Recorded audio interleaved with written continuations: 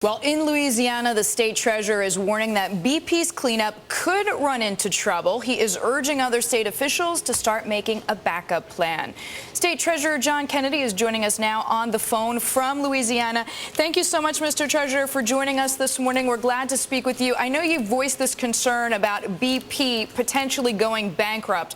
A lot of analysts we're speaking with say that's far from a possibility. What's the likelihood, in your view, scale of 1 to 10, that the company actually has to file for bankruptcy protection?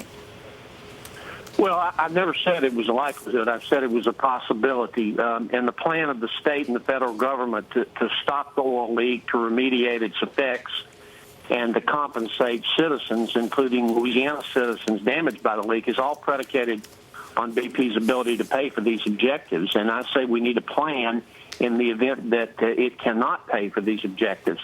My biggest concern, frankly, is that the state not miss a beat in terms of the oil cleanup in the event that BP, for whatever reason, but partially because of bankruptcy, has to stop the leak. Right now, BP is really running this show. I know the federal government says it is, but really BP is, and that show includes, of course, the cleanup, and I don't want us to miss a beat in the event that BP decides to seek protection of the U.S. bankruptcy laws. Mr. Treasurer, if the president is successful in establishing what we understand he has demanded over the weekend, an escrow account, possibly with as much as $20 billion in it to pay for claims and cleanup, would that satisfy you?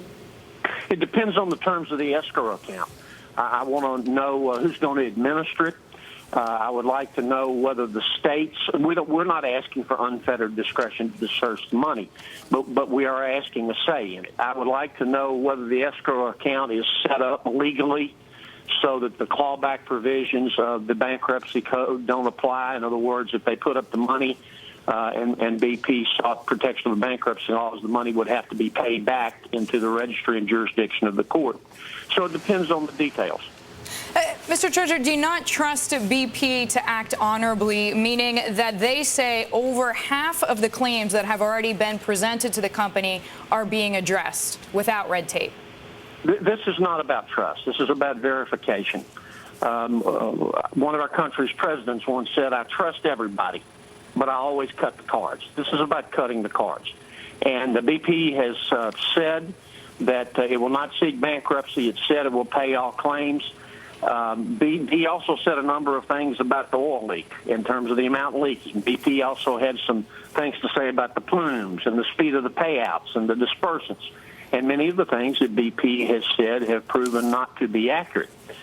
Now maybe somebody hit BP with the accuracy stick here, and they're being accurate about not going into bankruptcy. It's not about trust. It's about verification. Mr. Treasurer, is that really the thing that we outside of Louisiana and Alabama and Florida need to keep in mind, that there are things that you see on the ground that contradict or at least amount to a discrepancy between what's actually happening and what we hear from the company? Well, what you can't see, but we feel and see viscerally, is that this has changed Louisiana forever. I mean, this has been a huge insult to Mother Nature, and nature is going to respond. And sometimes nature is very unforgiving in the way it responds in the short term. We may be okay 100 to 200 years from now, but in the short term, this is going to have enormous ramifications and do enormous damage to the Gulf Coast. And somebody has got to help compensate the people for those damages, and I believe it ought to be BP.